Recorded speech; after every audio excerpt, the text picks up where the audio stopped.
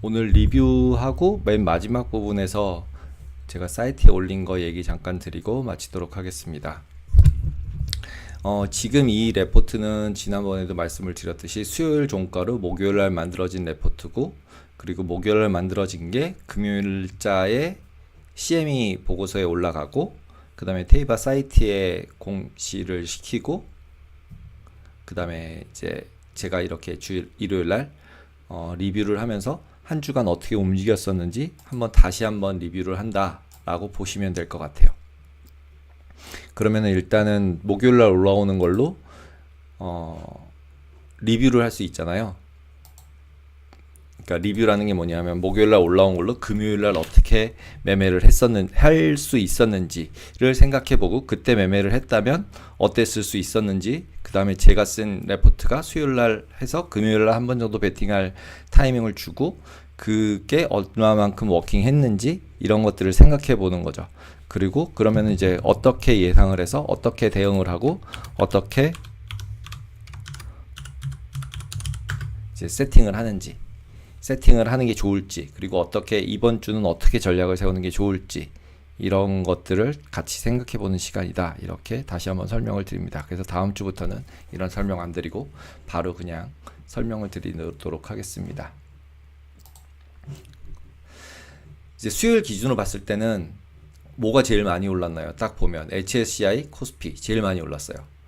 그 다음에 의외 러셀도 많이 올랐어요. 다우존스나 S&P 대비해서. 그쵸? 그리고 월간으로 보셔도 니케이, HSCI, 그 다음에 코스피가 거의 제일 많이 올랐어요. 지금 46.94%가 상승이에요. 연간으로 봤을 때 거의 탑이에요. 탑. HSCI와 코스피가 탑이에요. 이 얘기는 뭐냐면 의외로 미국 시장 대비해가지고는 아시아 시장과 한국 시장이 많이 올랐구나 라고 생각해 보시면 될 것 같아요. 일단. 그리고 지난주에 가장 핵심적인 뉴스 뭐였어요? 그냥 제일 처음에 나온 거 페드죠. 페드 FOMC 미팅 25bp 인하를 했는데, 이게 비둘기파로 해석이 됐다라고 이제 처음에 다들 뉴스도 그랬고, 저도 약간 뭐 그냥 25bp하고 이번에 3번 내리니까 비둘기적으로 해석은 했다라고 생각은 드는데, 그 안에서 결국 성장 둔화 얘기가 계속적으로 나왔고요. 기본적으로. 예. 그러다 보니까 내년에 금리 인하를 못하는 걸로 생각을 이미 하는 거고, 성장 둔화 때문에 미리 대응을 해서 이번에 3번 다 내렸으니까. 그러면서 오히려 뒤쪽은 더 변동성이 커지고, 시장이 끝난 다음에, 그러니까 FOMC 끝나고 나서 그 다음 날서부터 오히려 거꾸로 장기금리가 상승하는 모습을 보여줬죠.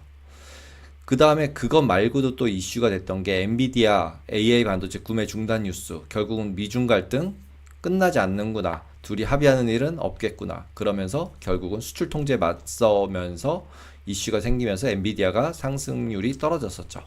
근데 이거 끝나고 나서 수요일 기준으로는 이랬는데, 목금에는 그래도 엔비디아가 살짝 반등을 해주면서 넘겼죠.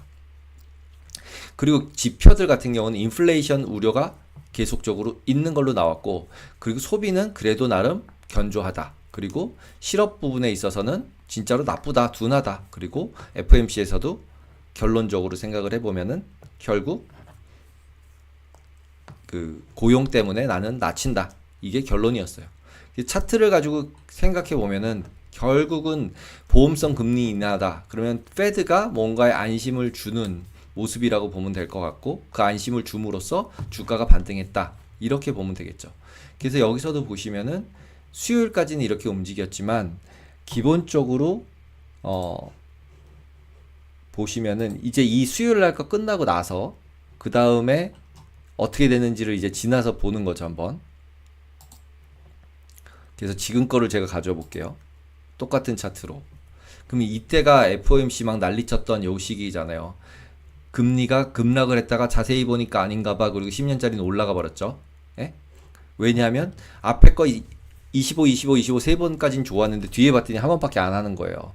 그러니까 믿을 수가 없는 거죠. 그러니까 당연히 금리가 다시 상승하는 모습을 드러냈고, 그에 반해서 오히려 에쿼티는 어느 정도 강세를 계속적으로 유지하면서 마무리가 됐다라고 보시면 될 것 같아요. 근데 지금 보시면 이거잖아요. 이거가 이제 금요일 포함이에요. 포함이면은 약간, 예. 그래서 보시면은 지금 여기하고 여기까지가 수요일이었죠. FOMC 끝나는 거. 그리고 난 다음에 어떻게 됐어요? 뭐가 올랐어요? 제일 많이 오른 거. 러셀이죠, 러셀. 네.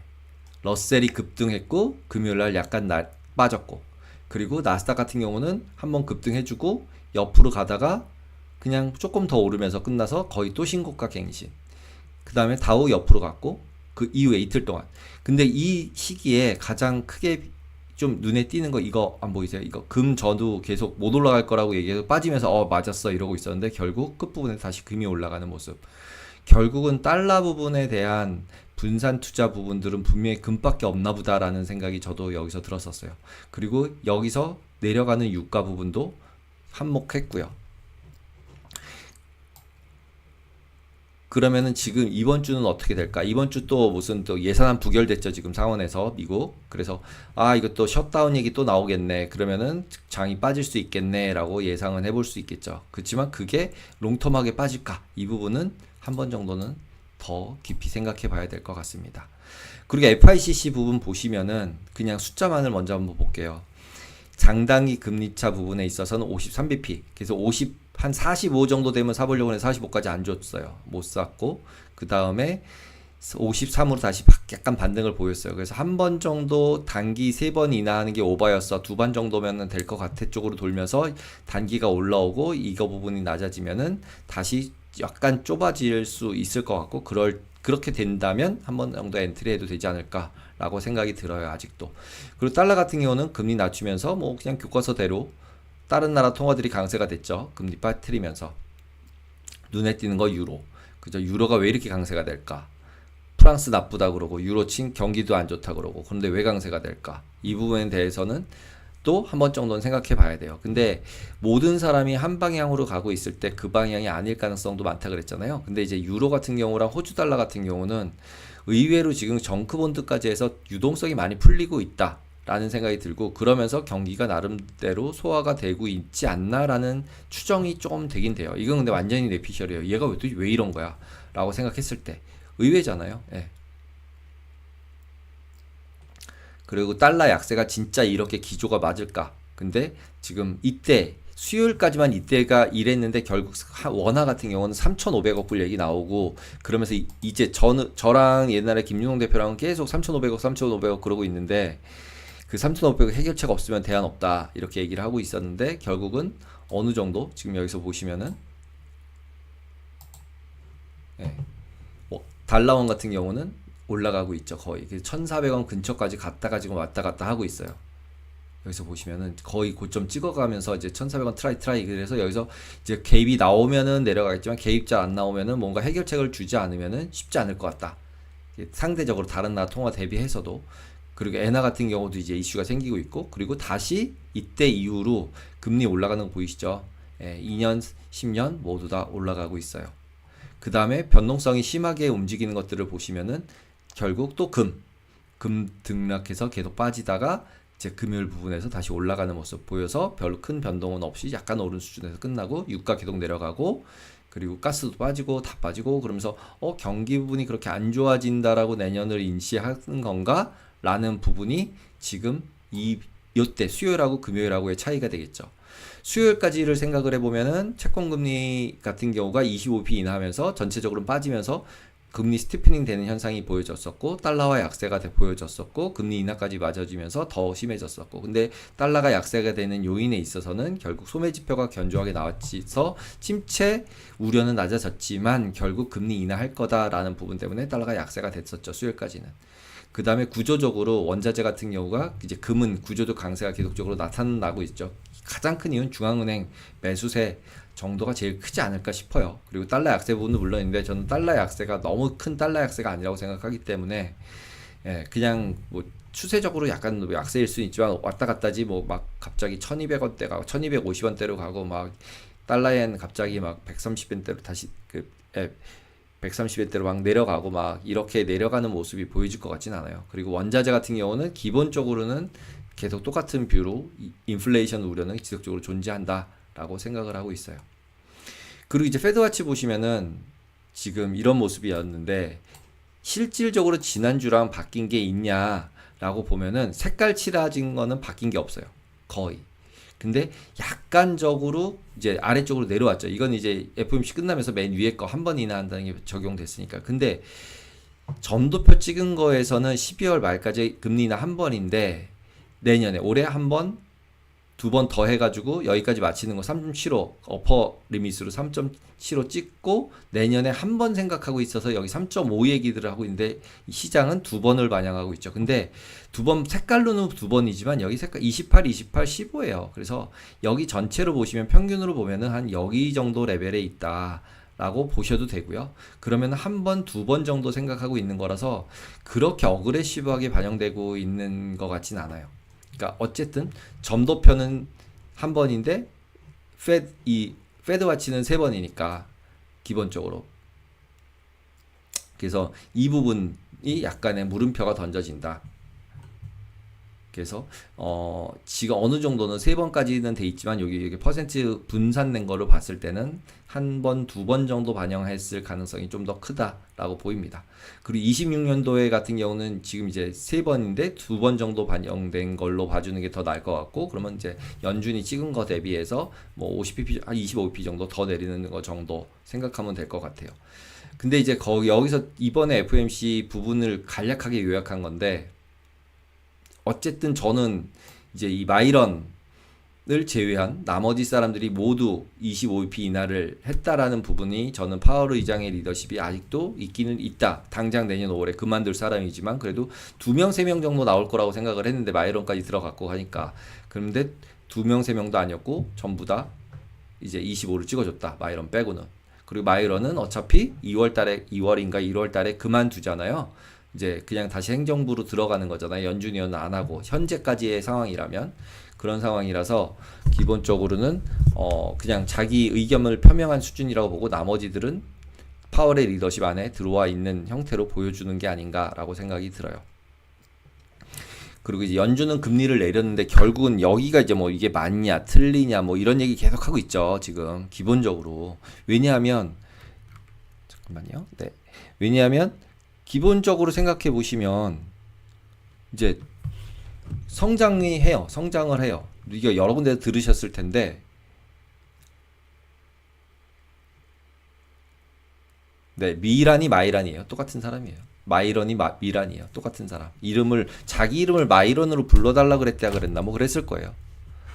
네, 그 사람이. 그래가지고 이제 갑자기 저도 방송에서 자꾸 마이란으로 해라, 미란으로 해라 왔다 갔다 하고 있어가지고 저도 막 미란으로 했다, 마이란으로 했다가 막 그러는데, 예. 그래서 너무 그 이름에 대해서는 그렇게 신경 안 쓰셔도 되고요. 어쨌든 같은 사람이다 라고 생각하시면 될 것 같아요. 그래서 결국은 성장률은 올라가고 있는데 금리는 낮췄죠. 일단 그거 이상하죠. 그 다음에 실업률도 어느 정도 안정적인데 실업률에 대한 부분에 대해서는 기묘한 균형이라고 얘기하면서 고용 때문에 내가 금리 내린 거야 라고 얘기를 하고 있죠. 그 다음에 물가 전망치도 2.4에서 2.6으로 상향이에요. 상향을 하면서 금리도 내려요. 그리고 내년은 한 번밖에 안 내려요. 이게 여러 가지가 많이 섞여 있고 이게 그러면 정치적이라고 해석하는 분들도 있는데 저는 약간은 올해 안에 약간의 그 이벤트가 발생할지 모른다라는 부분을 반영하지 않았나 싶어요. 예, 노동시장이 급격하게 낮아지면 내가 3번 낮출 거야 라고 미리 얘기를 해준 거죠. 그래서 시장에 어느 정도 안도감을 주지 않았나?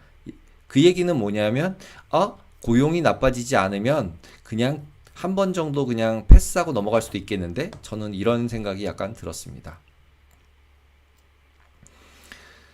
그리고 COT 레포트 보시면은 눈에 확 띄는 건 누구예요? 얘죠, 얘. 레버리지. 예. 갑자기 또 미결작전을 왕창 늘렸어요.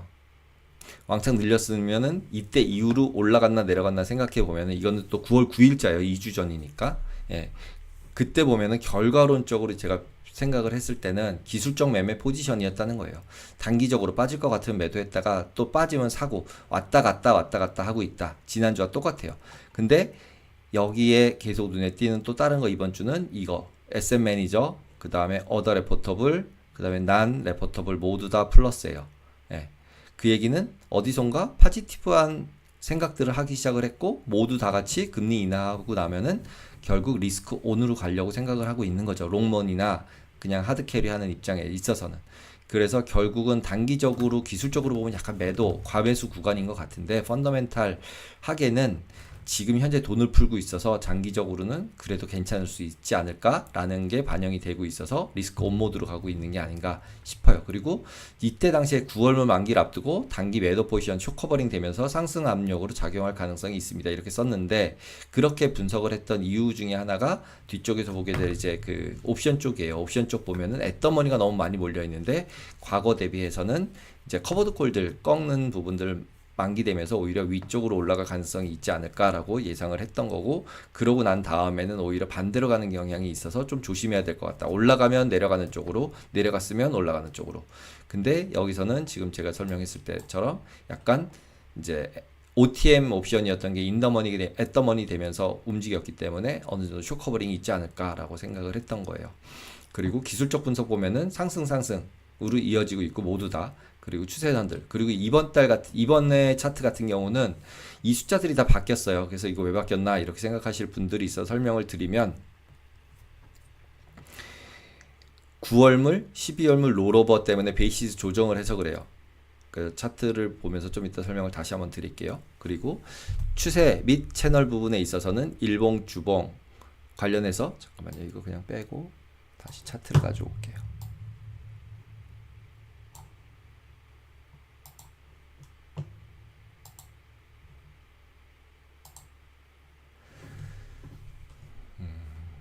지금 이게 그 매번 그냥 똑같이 거놓고 그냥 불러오는 차트인데 보시면은 일봉이고요. 이게 주봉이고요. 이게 일봉이에요.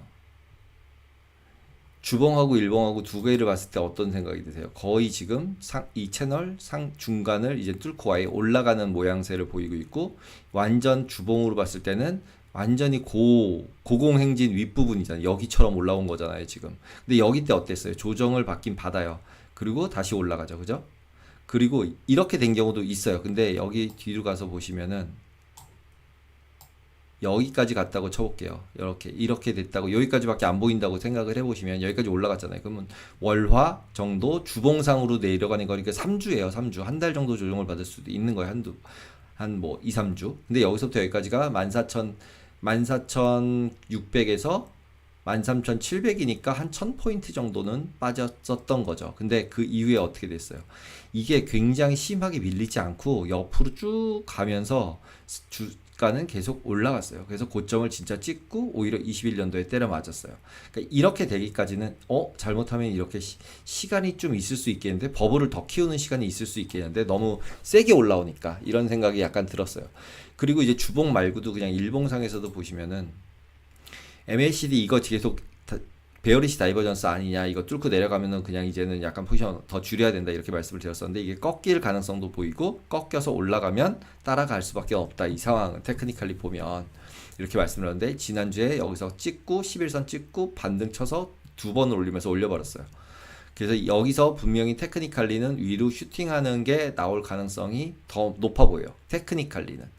그러면은 요즘 같은 시기라면은 오히려 알고리즘이나 이런 애들이 얘가 슈팅하게 나오게 만들고 거기다가 추가로 들어오는 사람한테 던지고 나온 다음에 약간의 조정을 받을 가능성이 있지 않을까라는 게 그냥 뇌피셜과 테크니컬을 합산한 부분이에요. 그리고 피보나치 같은 경우도 여기서 여기까지가 너무 이제 이격이 커졌으니까, 그래서 여기서부터 약간 정도의 조정을 받으면 다시 사야 된다. 근데 조정을 너무 크게 기대하기는 좀 어렵지 않을까라는 생각이에요, 지금 현재 분위기는. 근데 지금 어쨌든 뭐 예산안 이제 부결난 것 때문에 뭔가 임팩트도 있을 것 같고, 그리고 추석 전에 뭔가 과거에 자꾸 이제 나빴던 경험들이 있어서 포지션 좀 줄이는 마음이 계속 들긴 드는데, 기본적으로 최근 들어서 러셀이 상승률이 너무 크기 때문에 마지막 랠리일지도 모르고, 예를 들자면은 진짜로 리스크 온 모드로 더 가는 모습이기 때문에 러셀이 한번 간 다음에 주춤하다가 다시 나스닥 또 가면 가는 거예요. 그리고 지금 여기서는 이렇게 기간 조정을 MACD 입장에서는 여기서부터 여기까지는 기간 조정이었어요. 여기서부터 여기까지 상승은 했지만 실제로 옆으로 올라내려고 내릴 때 이제 뚜룩뚜룩 올라간 거잖아요. 그럼 여기서는 이제 여기를 트라이 하겠죠. 그래서 여기 맨 윗부분 선에 닿는 제가 생각했던 제일 고점 수준, 그러니까 예상 고점 제가 지난번에 어떻게 그린다고 말씀을 드렸죠. 저의 경우에 있어서는. 그리고 지금 베이시스 어저스트 부분 설명드린다고 한 게 이 부분이에요. 그러니까 트레이딩 뷰 관점에서 보면은 베이시스를 어저스트 하면은 뒷단을 다 끌어서 올려줘요. 만기 월물 넘어간 거에 따라서. 그래서 이 뒤에가 숫자가 다 바뀌어요. 여기 이거 월물이 현재 월물과 똑같아지게 만들고 이 뒤는 현재 월물 움직이면서 베이시스 종가 대 종가 스프레드 부분을 위로 끌어올려 준 거예요. 그래서 그 조절된 거를 감안시켜서 제가 아까 보여드린 이 표 부분을 작성했다라고 보시면 될 것 같아요. 그래서 지금 현재는 신규 보유를 해야 된다면 어쨌든 11선 근처 수준에서 안 깨진다고 가정하고 그냥 여기서 지금 계속 이거 맞고 올라가니까 그냥 믿음으로 가는 수밖에 없을 것 같아요. 그래서 11선 근처까지 조정 받으면 일단 한번 매수해 준다. 포지션이 하나도 없다면, 그리고 롱 보유 잘하면 그때 계속 말씀드리지만 음봉이 계속 나오기 전까지는 그냥 홀드다. 어느 레벨까지? 이런 레벨들이 깨질 때까지는 일단 끝까지 버텨보는 거죠. 꺾어지는 장 나올 때까지. 예. 그래서 지금 현재도 계속 트레일링 스탑 유지하면서 계속 끌고 올라가면은 지금 현재 상태로는 손실 로스컷을 당했을 가능성은 거의 없죠. 네. 그래서 계속적으로 실제로 조정 같지도 않게 계속 올라가고 있으니까요. 그래서 지금 너무 급등해서 예를 들자면 근데 하루에 여기까지 올라왔어요. 그러면은 익절해야죠. 목표가 여기였으니까 현재까지의 목표는 거기 달성할 때까지는 일단. 근데 급등이 아니라 여기처럼 살살살살살살 올라간다고 치면은 그거 따라가는 게 더 낫다는 거예요, 그냥. 네, 버텨야 되는 거지. 이게 급등할 때는 급락이 한 번 정도 있잖아요. 그러니까 급등할 때는 한번 팔았다가 예를 들면 뭐 나스닥 같은 경우 2, 3%가 급등을 해버렸다. 그러면 한 번 정도 팔았다가 그 뒤에 1%라고 빠진 다음에 다시 사도 되니까 선물 트레이딩 하는 입장에서는 그렇게 보시면 될 것 같아요. 그리고 지금 최근 들어서는 너무 뚫리는 경향이 있기 때문에 위클리까지도 같이 보는 모양이 더 좋을 것 같아요. 이렇게 해서 이거 관세 때문에 빠지고 나서 그냥 이거 옆으로 흘렀다고 가정하면은 흐르고 여기서부터 올라간다고 생각하면 모양을 이렇게 그려보면은 여기 레벨까지는 충분히 갈 수 있는 것 같아요. 지금 현재 모습으로는. 그래서 여기가 한 26,000 정도 돼요. 지금 베이시스 바뀐 걸로 따졌을 때.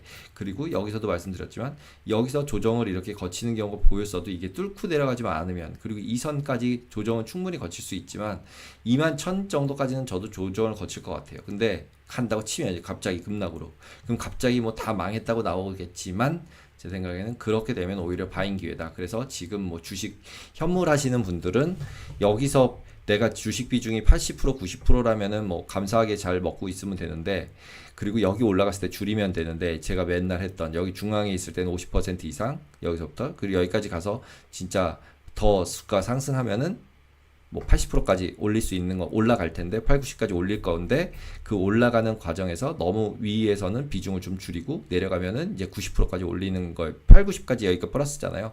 위로 올라가면 이제 뭐 한 2, 30 정도까지 더 비중을 낮춰야 되는 거고. 그러니까 지금 여기서 만약에 50 가지고 있다고 치면은 여기까지 밑에서 샀던 거 계속 먹어서 올라왔을 테니까 여기까지. 근데 계속 50이잖아요. 근데 이제 올라갔으니까 60 뭐 이렇게 됐겠죠. 20% 정도는 충분히 올라왔으니까. 그러면은 여기서 더 올라갔을 때 여기서 나온다라고 생각하시고 이제 이 박스권에서 이렇게 움직인다. 채널 땅에서 움직인다. 이렇게 저는 기술적으로는 생각을 하고 있습니다. 그리고 이제 다음 주 같은 경우에는 다시 이걸로 바꿔서 뭐 실업수당 청구 건수 뭐 그 다음에 목요일날 이미 나왔죠. 다 나쁘게 나왔어요. 예. 그래서 금리 뭐 예상보다 높게 나왔죠. 지금 청구 건수. 그래서 경기는 나쁘다. 근데 선행수 괜찮다. 뭐 고용하고 페덱스에서 기본적으로는 어느 정도 이제 이슈가 좀 있었고 BOJ 나왔고, 그리고 월요일 다음 주 이제 보시면은 유럽이랑 미국이랑 이제 마이크론 테크놀로지 부분에서 또 한 번 정도는 이슈가 있을 거고.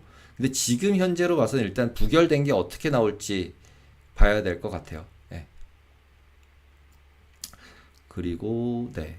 심리 지수. 그래서 다음 주도 그렇게 큰 그 이벤트가 없는 상황이어서 오히려 그런 이제 뭐 부결 난 거 이런 뉴스들이 이슈가 될 가능성도 있는 것 같습니다. 그리고 네. 빅스 같은 경우도 보시면은 원데이 빅스는 14.77로 오른 거예요. 이게 그나마. 예. 근데 이거는 언제 기준이라 그랬죠? 17일 기준이에요. 17일 기준.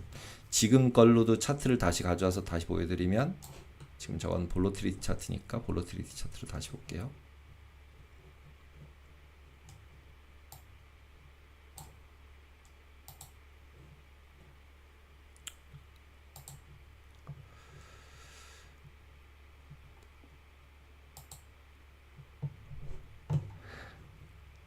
보시면 일단 숫자를 먼저 기억을 하고 하면 14.77, 15.7인데 0.37 정도밖에 안 올라왔고, 그 다음에 빅스랑 빅스 선물이 1.5면은 1이나 1.5 사이면은 적정하고, 이 정도 되면서부터는 너무 이제 선물이 더 기대가 더 많이 움직일 거라고 기대하고 있다라고 한다고 이제 저는 말씀을 드렸죠.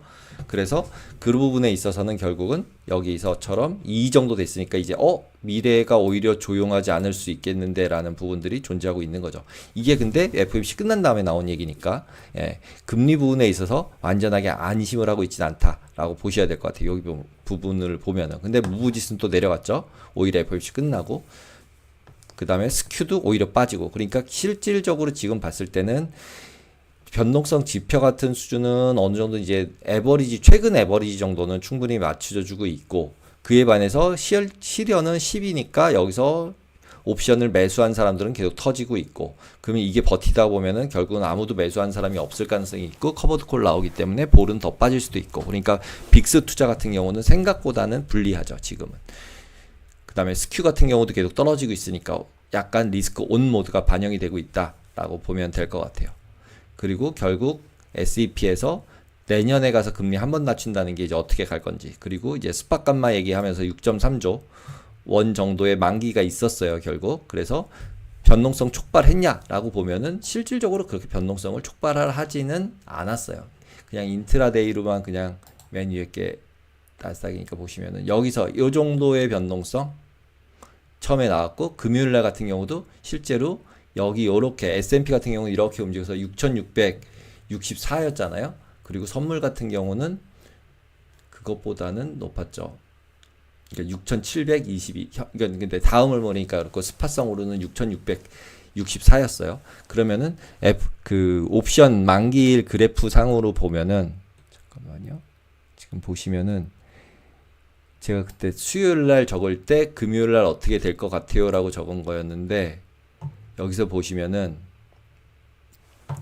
만기일 금요일 날 만기 거 핀리스크가 이제 집중돼 있었으니까 높다는 거고, 이게 이렇게 여기 모여 있단 말이에요. 애더머니가. 근데 이게 언제 판 거냐라고 생각하면은 이전에 팔았던 게 애더머니가 돼서 가만히 가지고 있는 거거든요. 보통 투기로 한 포지션들은 정리를 해요. 이건 그러니까 투기로 한 포지션이 아니에요. 그럼 커버드콜 같은 것 때문에 그냥 가지고 있다가 인더머니가 돼가지고 만기된 것 같아요.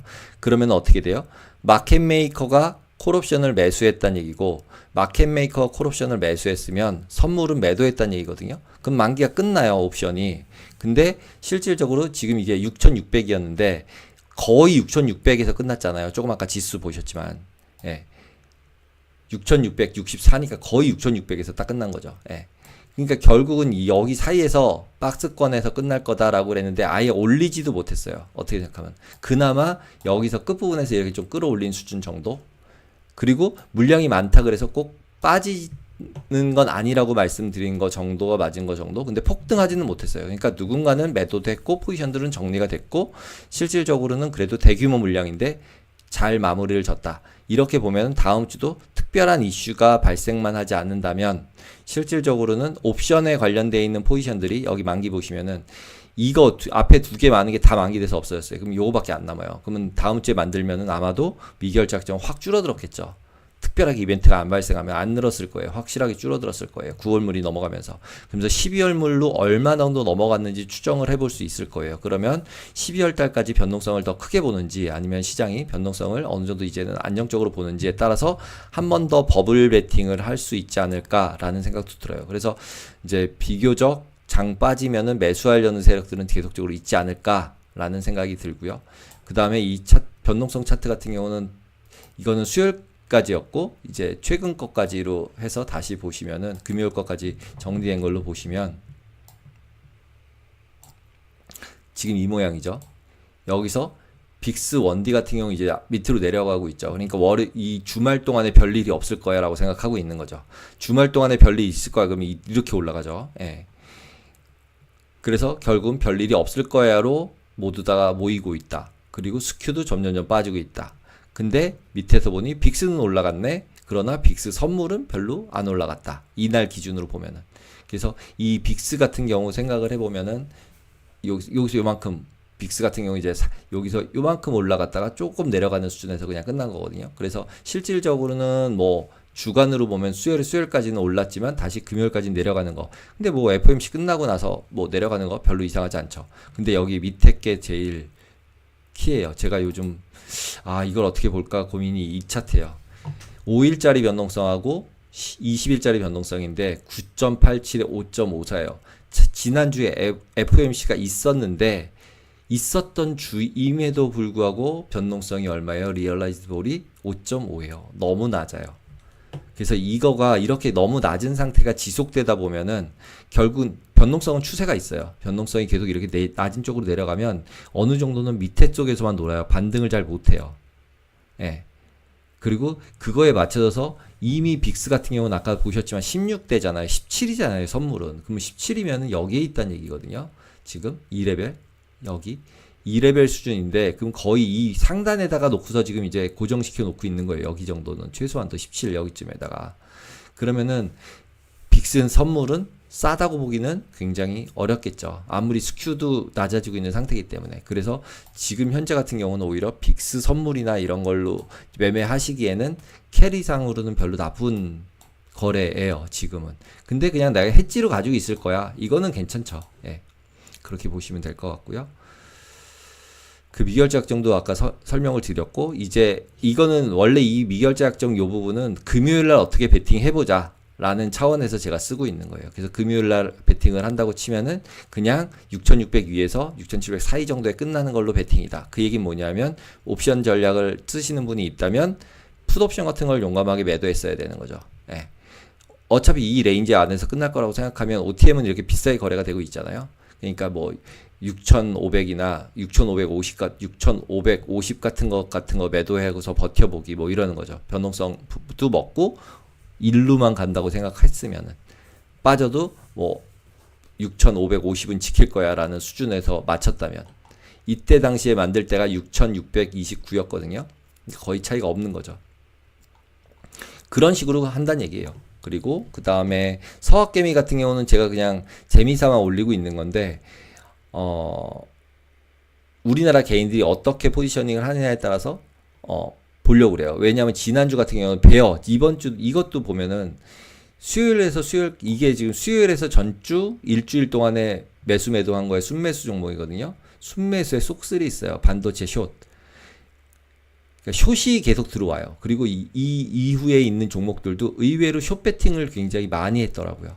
그래서 결국은 의외로 개인들이 그렇게 막 롱 배팅만 아웃라이트로 지르고 있는 상황은 아닌 것 같아요. 그래서 예. 기본적으로 어느 정도는 티커들이나 움직인 것들을 보면은 뭐에 지금 포커스하고 있다라는 부분들을 대략적으로 알 수 있어요. 그래서 지금 여기 시놉시스 같은 경우는 저 잘 모르는 기업인데 1등이더라고요. 1270억 불을 산 건데 전자설계 EDA 기업이고 반도체 뭐 칩 설계하고 뭐 IP하고 그래서 AI 첨단 반도체 설계 솔루션 이런 종목도 우리나라 개인들이 1,000억씩 사고 있다. 그래서 한 번 정도 역시 AI는 핫하구나. 그 다음에 여기 비트마인 아직도 채굴이랑 비트코인 관련된 거 핫하구나. 근데 의외로 속스 베어 3배짜리를 사는 사람도 있더라. 그래서 오히려 올라갔을 때 반대로 가는 그런 모습을 취하는 분들도 있다. 그래서 일반적으로는 한쪽으로 쏠린 건 아닌가 본데 라는 생각이 드는 거죠. 이런 걸 볼 때는. 그리고 재생에너지 부분들도 데이터 센터 운영하는 기업으로서 뭐 해가지고 유명하더라고요. 이것도 너무 많이 올랐어요. 우리나라 개인들이 하는 종목들 생각보다 많이 올랐어요. 그리고 이제 50개 안에 뭐 신설로 들어갈 종목들 몇 개 찾아봤는데 뭐 완전 신규는 아닌데 제가 관리하는 티커가 없었던 거 이런 거 얘기하는 거예요. 제가 테슬라 막 좋다 하고 있는데 역방향 인버스 2배짜리 ETF를 샀더라고요. 예. 그래서 이런 것도 대단한데 그 다음에 이런 거 애플 1.5배짜리 예. 그래서 이게 원웨이로만 베팅을 하고 있는 게 아니다 이런 말씀을 드리고 싶어서 제가 가져왔어요. 그리고 CNN 피어인 그리드 같은 경우도 이제 약간 반등을 다시 개인들 하고 올라가고 있죠. 약간은 네. 그리고 이제 약간 포모에서 조금 이제 매수 하는 거죠. 너무 안 샀나? 그리고 기획안 액티브 매니저들은 계속적으로 상승해서 낙관론을 유지하고 있고요. 그리고 개인 투자가들은 마이너스 쪽에서 살짝 올라가는 모습이다 라고 위랑 거의 똑같은 모습이라고 보시면 되고, 대형주는 일단 조심해야 된다라고 이제 계속 얘기를 했던 부분들은 이 부분이죠. 계속 너무 얘가 낮아지고 있죠. 생각보다 얘가 반등을 잘 못하고 있어요. 그러니까 나스닥 100 지수 대비해서 나머지 종목들이 빠지는 종목들이 더 많다는 얘기예요.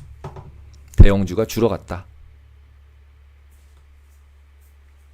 이렇게 보시면 될 것 같아요. 그래서 지금 뭐 샤프 이런 것들은 뭐 워낙 지금 높은 레벨이어서 펀더멘탈하게 뭐 이걸 가지고 차트를 가지고 얘기하기는 그냥 그래요. 다 비싸다 그냥 이렇게 봤을 때 과거 대비해서는. 근데 네, 이런 것들 다 비슷비슷해요. 다 고점 근처예요. 그리고 이제 그 지금 저희가 그 테이바 투자자문 사이트에서 이런 거 그냥 이렇게 추천까지는 아니고 그냥 저희가 보는, 아직은 이거는 상품화돼서 나오고 있진 않은데 그냥 벤치마크 형태로 보여주는 모습이에요. 권장 뭐 포트폴리오라 그래서 그래서 뭐 항상 뭐 그 디스클레이머 나오죠. 이걸 뭐 추천하는 건 아니고 어쩌고 저쩌고, 이거는 각자의 뭐 투자의 몫이고 뭐 이런 거죠. 그리고 이런 이제 실질적으로 뭐 회사한테 투자를 맡기거나 이랬을 때는 뭐 다른 이제 마켓 타이밍이거나 웨이트나 이런 것들이 다 바뀌겠죠. 그래서 이게 그 벤치마크는 아니다 이렇게 생각을 해주시면 될 것 같고요. 그래도 보시면은 예전에 저희가 계속해서 보신 분들도 있을 텐데, 저희가 보통 이제 포지션에서 가지고 있었던 게 이런 뭐 단기채, 구글, 뭐 한국 주식 ETF, 천가 뭐 이런 게 이제 8월 달에 시작을 했는데요. 8월 27일 날 그냥 이제 페이퍼 트레이딩이에요. 이건 실질이 아니라. 그래서 그때 샀다고 치고 비중 놓고 뭐 이렇게 해가지고 매매해가지고 이렇다라는 건데, 그 안에 보시면은 구리, 뭐 그 다음에 천연가스 뭐 이런 것들도 들어있어요. 그러니까 그 앞에서 제가 말씀드렸듯이 커머디티 가격의 상승 부분이 인플레이션 우려 때문에 있을 수 있다라는 부분, 그리고 한국이나 중국의 생성형 AI에 대해서 파지티브하게 제가 계속 말씀을 드렸었고, 반도체 부분들의 웨이트를 넣고, 그 대신에 여기서 보시면 제일 핵심은 초단기 국채, 이거 그냥 넣어놓은 거나 마찬가지예요. 현금이에요. 현금 비중 거의 41%, 40%로 시작을 했는데 점점 뭐 이제 조금 더 많아진 상태가 됐는데, 예, 그래서 이런 정도로 운용을 하는 형태가 글로벌 매크로로 운용하는 형태가 될 것이다 라고 미리 말씀을 드립니다.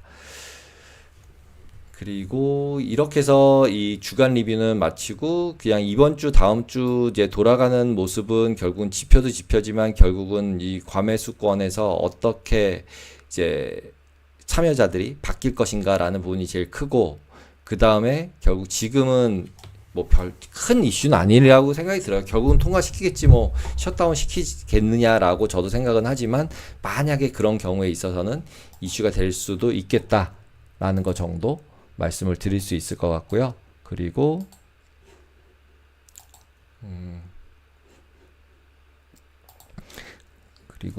또 하나 이제 지금 다른 거 하나로 이제 말씀을 드리려고 했던 거는, 제가 이제 잠시만요. 그래서 이제 주간 리뷰는 이걸로 마치는 거고요. 그래서 질문 있으시면 주간 리뷰 질문을 하고 그 다음 걸 해볼까요? 잠깐 볼게요. 댓글. 8월부터 하락장 모른다고 올지 모른다고 해서 써니님, 네, 저도 뭐 현금 많이 가지고 있습니다. 아까 보셨죠? 한 40% 현금이 거의 저의 마음이고 저의 실제입니다.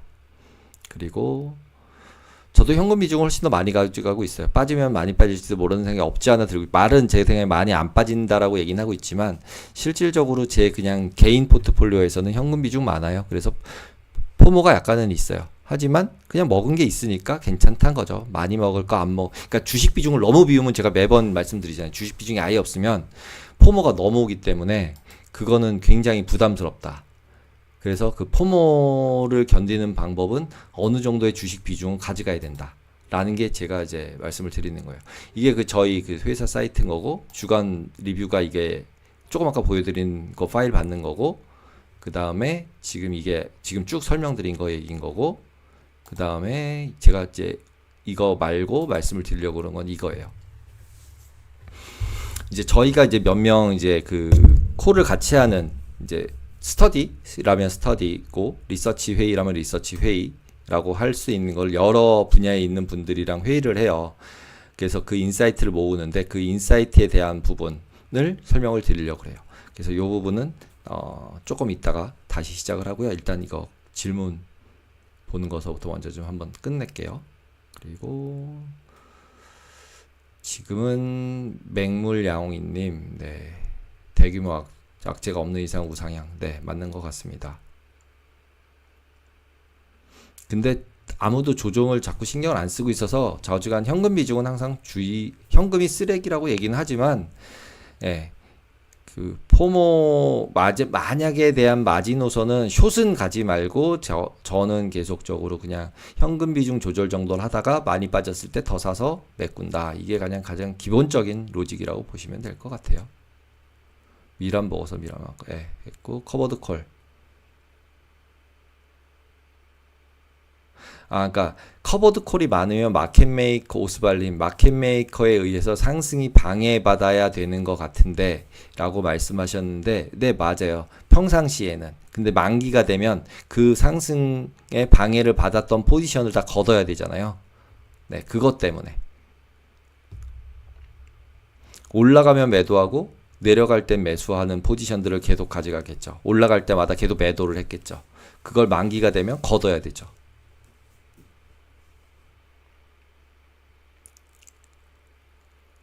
네. 간짬뽕이란 게 있나요? 네.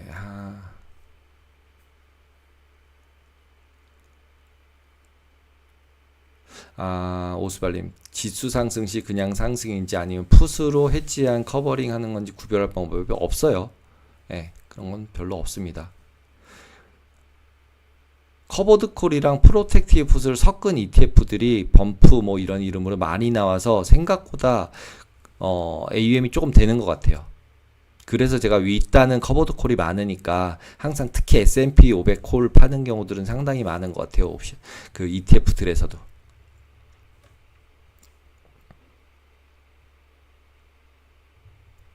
불트랩 가능성 보긴 했는데요. 네. 아이씨. 롱 포지션 들고 이를 악물고 버텼는데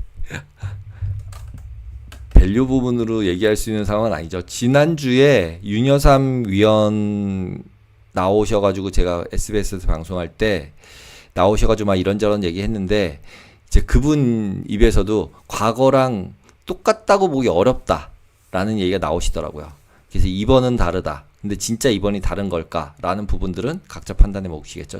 저도 약간은 이번에 약간 좀 다른 부분도 없잖아 있다라고 생각을 해요. 과거에 있었던 차트나 과거에 있었던 펀더멘탈로 접근하기는 조금 어렵지 않을까 싶어요. 그 요인이 저는 계속 AI라고 생각을 하는 거고요.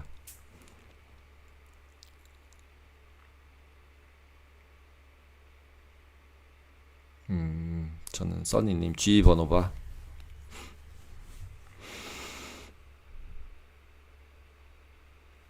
네, 그러니까 많이 오르고 진짜로, 그러니까 그렇다고 또 싼 걸로 사긴 되게 어려워요. 그래서 지금은 어쨌든 현금 비중을 어느 정도는 관리는 하는 게 맞는데 저지간 많이 올라갔다고 주식을 다 파는 거는 포모를 견디기 어렵습니다. 그래서 꼭 보유는 하셔야 된다라는 얘기를 계속 드리고 있어요.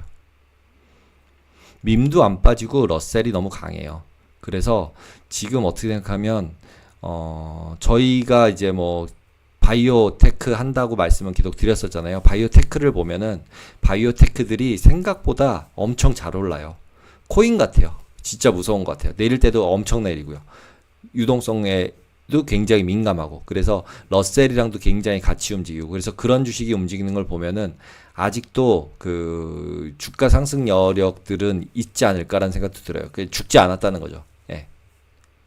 그리고 포모가 왔기 때문에 변동성이 크고 나는 빨리 먹겠다는 주식 그 투자자들이 생각보다 있는 거죠. G 번호가 한 달 동안 하나도 안 올랐어요. 그간에 많이 제가 모르는 종목이에요. 그래서 잘 모르겠어요. 근데 예. 그리고 개인적으로는 개별 종목 잘 몰라요. 그리고 많이 안 하고요. 개별 종목은. 최근 들어서 이제 리서치 서로 해서 얘기 들은 거에서 그냥 저도 얘기 들은 거를 전해드리는 정도 수준이지 종목을 딥하게 제가 리서치를 하고 있는 건 아니어서 종목은 잘 모릅니다. 속슬이랑 TSLG 같은 경우는 옵션 매매 대신에 매도 해지 하는 거 비슷한 거겠죠? 하락 가능성이요? 제 생각엔 20% 이하니까요. 그러니까 하락 추세로, 하락이 뭐 일주일 중에 뭐 하루 이틀씩 하겠죠. 근데 추세가 바뀔 거냐라는 부분, 그리고 기간이라는 게 존재하기 때문에 상승하냐 하락하냐 이런 것들을 예상하거나 이러는 거는 항상 어려워요. 그리고 뭐 내일 하루를 예측할지 일주일을 예측할지, 그래서 저는 완전 숏텀 부분에 있어서 트레이딩에서는 사람이 되게 불리하다라고 생각을 해요.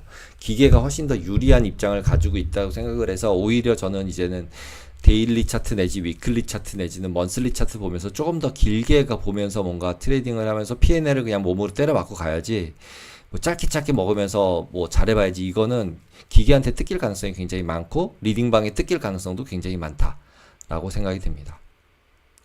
그래서 조금 더 포지션을 가지고서 매매하는 게 오히려 더 승산이 좋을 수도 있다. 왜냐면 인간끼리 싸우는 게 낫겠다는 거죠, 그냥.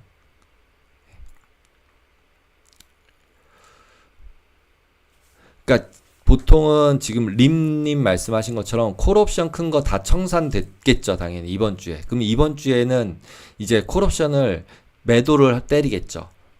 매도를 때렸겠죠, 이미. 다음 월물 매도를 때렸을 거고 팔았을 거고, 그 다음에 그거에 대한 커버드 콜은 매도를 때렸고, 그 다음에 그거에 대한 해지를 하려고 마켓메이커는 콜을 매수하면서 선물을 매도를 했겠죠. 네, 그 물량이 얼마 됐는지가 지나서 봐야지 알 수 있겠죠.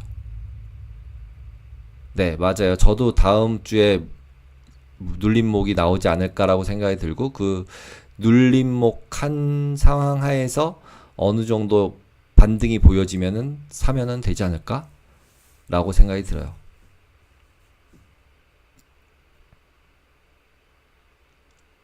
문홍철 위원이 9월 10일 날 자금 마르기 때문에 양적 완화를 할 수밖에 없다고 하는데, QE를 할 수밖에 없다고 하는 부분들은 지금 이미 어떻게 보면은 QE라기보다는 그냥 지금도 TGA 잔고 많이 꽉 찼잖아요, 이제. 그리고 아마도 뭐 유동성 풀린다 그러면 TGA를 이제 돈을 푸나 보다 뭐 이런 얘기도 나올 거예요.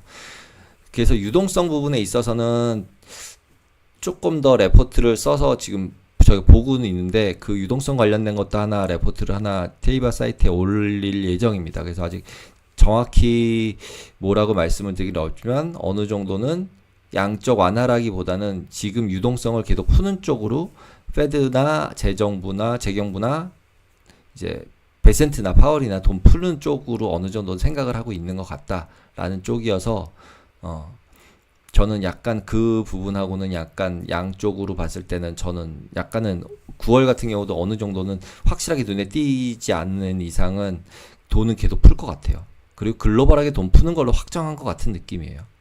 그래서 어쩔 수 없이 버블로 간다예요.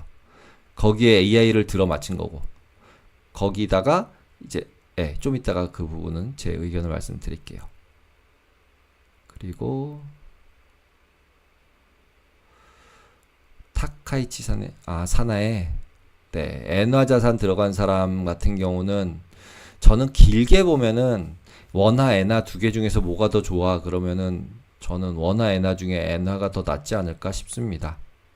그리고 우리나라 투자자 입장에서는 원엔이 중요하지 달러엔이 중요하지가 않아요. 선물로 매매하는 사람 빼면. 네. 근데 지금 현재 엔화로 되어 있는 포지션을 가져가야 돼? 라고 물어보면 지금 일본 부동산 사시는 분들도 한국 분들 중에 꽤 많아요. 네. 그 얘기는 엔화가 저평가되어 있다고 생각하는 거죠. 원화 대비해서는.